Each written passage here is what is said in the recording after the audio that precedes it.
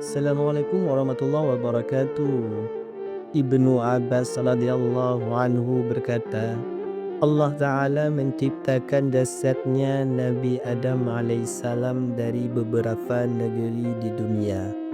Kepalanya diambilkan dari tanahnya Ka'bah. Dadanya diambilkan dari beberapa tempat bumi. Punggungnya dan perutnya diambilkan dari tanah di India. Kedua tangannya dari tanah Masyriq. Kedua kakinya dari tanah Maghrib. Wahab bin Muhabbin berkata, Allah Ta'ala menciptakan Adam alaihissalam dari beberapa tanah bumi 7. Kepalanya dari bumi pertama, lehernya dari bumi kedua, dadanya dari bumi ketiga. Kedua tangannya dari bumi keempat, punggung dan perutnya dari bumi kelima, paha dan pantatnya dari bumi keenam, dan kedua betisnya dari bumi yang ketujuh. Dalam satu riwayat yang lain, Ibnu Abbas radhiyallahu anhu berkata, Allah Ta'ala menciptakan Nabi Adam alaihissalam. Kepalanya terbuat dari tanah Baitul Maqdis, wajahnya dari tanah surga, kedua telinganya dari tanah Purusiana, dahinya dari tanah Hira, giginya dari tanah Telaga Kausar. Tangannya yang kanan beserta jari-jarinya dari tanah Ka'bah. Tangannya yang kiri dari tanah Paris. Kedua kakinya beserta kedua betisnya dari tanah India. Tulangnya dari tanah gunung, auratnya dari tanah Babylon. Punggungnya dari tanah Hira. Perutnya dari tanah Khurasan. Hatinya dari tanah surga Firdaus. Lisannya dari tanah Taif. Dan kedua mata dari tanah Telaga Kausar. Ketika kepalanya terbuat dari tanah Baitul Maqdis, maka jadilah kepala itu tempat akal, kepintaran dan ucapan. Ketika kedua telinganya terbuat dari tanah Turi Siaina, maka jadilah telinga itu tempat menerima nasihat. Dan ketika dahinya itu terbuat dari tanah Hira, maka jadilah dahi itu tempat bersujud kepada Allah Subhanahu wa Ta'ala. Ketika wajahnya itu dari tanah surga, maka menjadilah wajah itu menjadi tempat kebagusan dan berhias. Dan ketika giginya itu terbuat dari tanah Telaga Kausar, maka menjadilah gigi itu menjadi tempat manis. Ketika tangannya yang kanan terbuat dari tanah Ka'bah, maka menjadilah tangan kanan itu tempat berkah dan menolong dalam kehidupan. Serta bermurah dan tak kalah tangan kirinya dari tanah Persia, maka jadilah tanah kiri itu menjadi tempat bersuci dan istinja bercebok. Ketika perutnya terbuat dari tanah Khurasan, maka jadilah perut itu menjadi tempat lapar. Dan ketika auratnya itu terbuat dari tanah Babylon, maka menjadilah aurat itu tempat syahwat, berkhianat dan tipuan. Ketika tulangnya itu terbuat dari tanah gunung, maka menjadilah tulang itu tempat yang keras.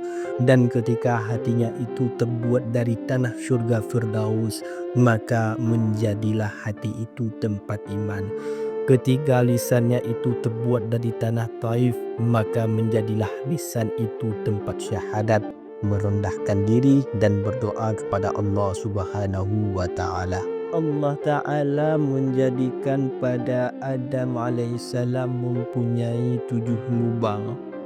7 lubang itu ada di kepala, yaitu 2 matanya, 2 telinganya, 2 lubang hidungnya dan mulutnya. Dan 2 lubang ada di badannya yang kubul kemaluan dan dubur anus. Allah Ta'ala menjadikan Nabi Adam alaihissalam memiliki 5 panca indera, penglihatan di dalam mata, pendengaran pada 2 telinga, perasa pada mulut, peraba pada kedua tangan, dan pecium pada hidung. Dikatakan ketika Allah Ta'ala hendak menipu ruh kepada Adam alaihissalam, maka Allah Ta'ala memerintahkan kepada ruh agar masuk ke dalam Adam alaihissalam. Menurut satu riwayat ada yang mengatakan sesungguhnya ruh itu masuk dari otaknya lalu berputar-putar dalam otak itu kira-kira 200 tahun. Kemudian ruh itu turun pada kedua matanya Nabi Adam alaihissalam. Maka Nabi Adam alaihissalam bisa melihat pada dirinya tanpa olehnya. Dirinya masih berupa tanah liat yang kering. Ketika ruh itu sampai pada kedua telinganya, ia mendengar bacaan tasbih para malaikat. Kemudian ruh itu turun pada batang hidungnya Adam alaihissalam. Lalu Nabi Adam alaihissalam bersin, dan tak kala Adam alaihissalam selesai dari bersinnya, maka ruh itu turun ke mulut dan lisannya dan kedua telinganya. Lalu Allah Ta'ala mengajari Nabi Adam alaihissalam supaya mengucapkan Alhamdulillah, segala puji bagi Allah. Maka Allah menjawab, Nabiullah Adam, Tuhanmu merahmatimu wahai Adam. Kemudian ruh itu turun ke dadanya. Lalu Nabi Adam tergesa-gesa untuk berdiri, akan tetapi tidak mampu. Oleh karena itu Allah Ta'ala berfirman bahwa manusia itu selalu tergesa-gesa, dan tak kala ruh telah sampai di perutnya, maka Nabi Adam menginginkan suatu makanan, kemudian ruh itu rata masuk dalam seluruh tubuhnya Nabi Adam alaihissalam. Maka jadilah jasadnya Adam itu berupa daging, darah, keringat dan otot. Kemudian Allah Ta'ala memberikan pakaian dan sesuatu pakaian dari kukunya yang setiap hari bertambah karena kebagusan dan keelokannya. Ketika Nabi Adam melakukan dosa, maka Allah Ta'ala menggantikan kukunya dengan kulit. Akhirnya tinggal sedikit dari kuku itu pada beberapa hari. Hal ini untuk mengingatkan Nabi Adam alaihissalam. Demikianlah, itulah proses pertama Nabi Adam alaihissalam. Kemudian Allah Ta'ala menyempurnakan kejadian Nabiullah Adam alaihissalam serta meniupkan ruh di dalam jasadnya dan memberinya pakaian dari syurga. Sedangkan Nur Muhammad itu bersinar di wajahnya bagaikan bulan di malam purnama. Kemudian Nabi Adam diangkat di atas ranjang dan dipikul di atas leher para malaikat.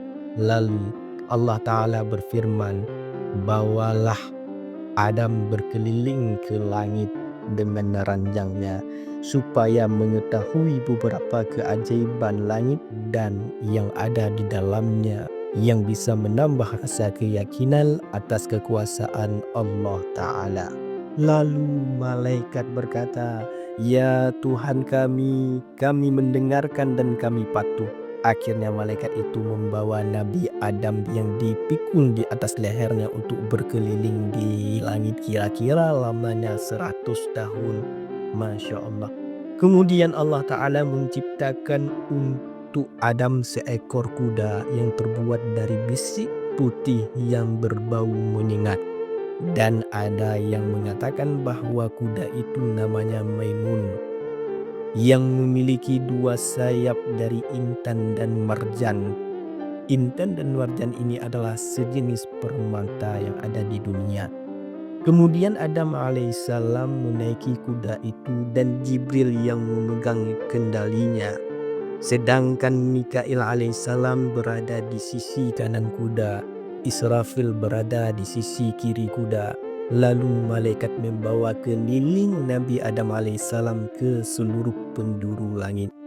Dan Nabi Adam selalu memberi salam pada malaikat yang ditemui dengan ucapan, maka para malaikat sama menjawab.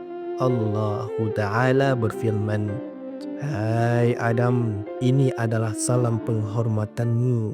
dan salam penghormatannya orang mukmin dari anak keturunanmu di antara mereka sesama mukmin sampai besok di hari kiamat. Wassalamualaikum warahmatullahi wabarakatuh.